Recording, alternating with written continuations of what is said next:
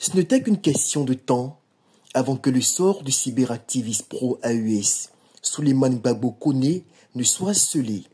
Sans surprise, ce mercredi 5 mars, la justice française a fini par décider de son rapatriement en dépit de toutes les agitations et autres vociférations de ses partisans sur les réseaux sociaux. Que ce soit à Paris ou à Abidjan, les autorités semblent résolues à mettre un terme aux escalades verbales des légionnaires de la Russe-Afrique mis en mission pour dénigrer la France et tous les pays africains avec lesquels elle entretient des relations bilatérales fructueuses, en particulier la Côte d'Ivoire.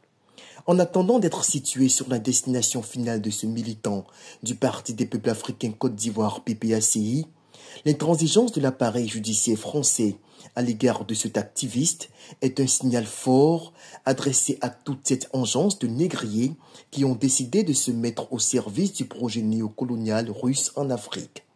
Curieusement, ces profondeurs de la France et de ses partenaires ne trouvent nulle part de mieux où s'installer que dans les pays qu'ils invectivent. La liberté d'expression est avant tout empreinte de conviction. Quand on se décide de combattre un adversaire, on ne lui demande pas de la nourriture en retour.